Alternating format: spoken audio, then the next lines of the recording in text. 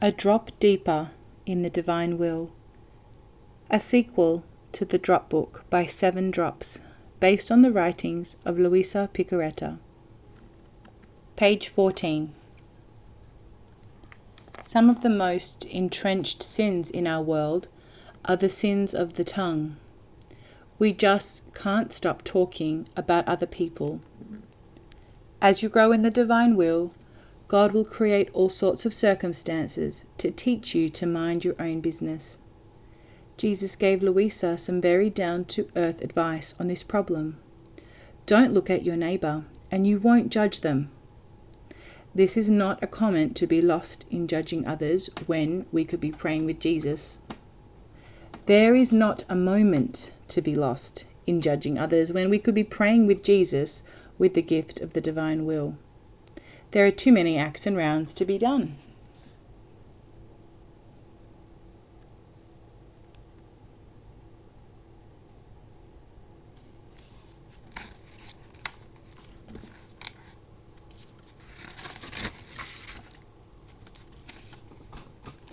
Another bit of advice Jesus gave Luisa involves a necessary aspect of living in the divine will. Recognition of our nothingness. Even the invocation to the divine will begins with, "We are nothing, God is everything." The reality is that if God were to withdraw from us at this moment, we wouldn't even be a handful of dust. We would simply cease to exist. The will of the Father delivers every breath we take on the wings of an angel. The divine will maintains the existence of every cell in our body in every moment. It is hard for us, especially living in a country where the last thing anyone would teach us is humility, to embrace this truth. We can understand it, but we have trouble living it. To live this truth, we would have to stop thinking about ourselves. It makes sense if you really recognize that you only exist in God, and without God you are nothing. You would stop thinking about yourself. After all, if you are nothing, there's nothing to think about.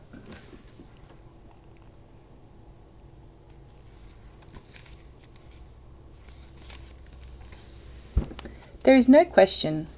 To live as a nothing is very hard. Actually, it is impossible to do without God's help. Here is what Jesus told Luisa to do. My daughter, in order for the soul to forget about itself, it must do the following. In everything that it does, and in that which is necessary for it, the soul must do it as if it is I who want to do it in the soul.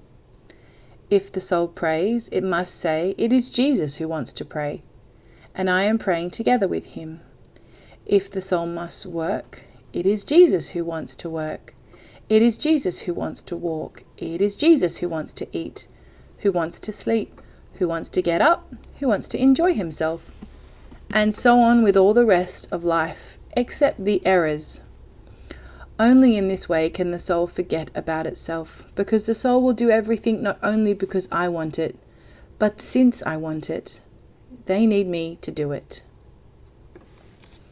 This advice is very clear and simple. The only question is, are you willing to do it? Are you willing to go about your day saying, Jesus wants to go to the grocery store. Jesus wants to eat some dinner.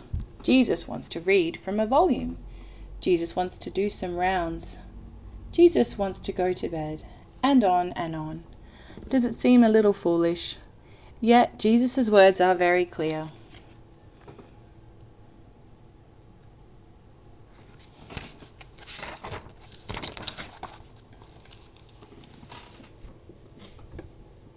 In the Bible, the prophet Elisha let Naaman, the pagan commander, know that God would heal him of his leprosy if he would wash himself 7 times in the Jordan River.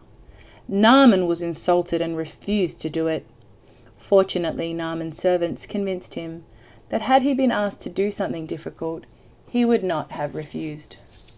So he should not disregard the prophet's instructions because they are simple and humbling. Naaman finally did what was asked of him, and he was healed. Do you want to forget about yourself and achieve this nothingness? Then take Jesus' instructions to Luisa, even if they are simple and humbling, and go about your day saying, Jesus wants to.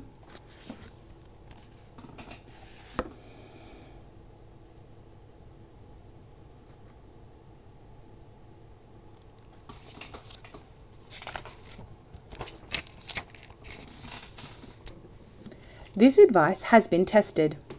When you are already traveling to the grocery store, don't say, Jesus wants to go to the grocery store. When you are in the middle of an ice cream cone, don't say, Jesus wants to have some ice cream cone. At this point, Jesus does not have much choice in the matter. Take the time to stop and say, Jesus wants to, and let Jesus fill in the blank while you listen. You will then be allowing Jesus to live in your life. You will be truly living in the present moment because you will never know what he wants to do next.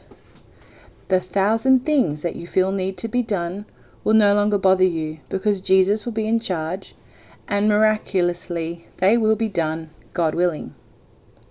And once you're doing what Jesus wants to do, remind yourself that it is Jesus who wants to shop for groceries, and I am shopping together with him. And when your thoughts drift away as you perform some mundane task, hear Jesus' voice as he whispers to you, don't miss what we are doing in this moment. There is no better way to live. Your day will have peace and ease. Eventually, if you are faithful to Jesus' advice, you will no longer need to go about your day saying, Jesus wants to. You will feel such a unity with Jesus that you will know you are doing everything together in every moment. So the only question is, are you willing to humble yourself and follow Jesus' instructions? When the apostles woke every morning, Jesus would not give them the itinerary for the day. They simply followed him from moment to moment, never knowing what they would be doing next. In the divine will, we want to follow Jesus as he moves in our movement, speaks in our voice, prays in our praying.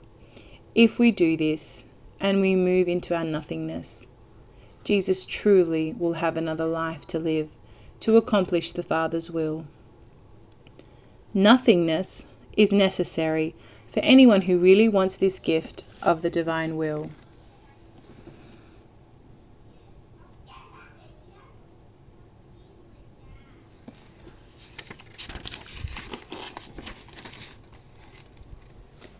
This shift from me-centered world to a God-centered awareness begins to create the heaven on earth the saints enjoy. It is a shift in our perspective. We will see the world as it really exists and not the illusion sin has created. We will begin to give the Father the benefit of his creation in us that he already enjoys in the saints. Over the many volumes of Luisa's writings, Jesus slowly discloses the truth of our existence in the divine will. He explains to her that everything that happens to a soul during the day is a specialty of love from God. If it is a pleasure, God loves the soul so much that he gives it a material pleasure. If it is a suffering, he loves the soul so much that he allows the soul to share in his sufferings. The shift in perspective continues as he explains to Luisa that everything that happens to a soul in the divine will is really happening to Jesus. You are just there with Jesus, hidden in him.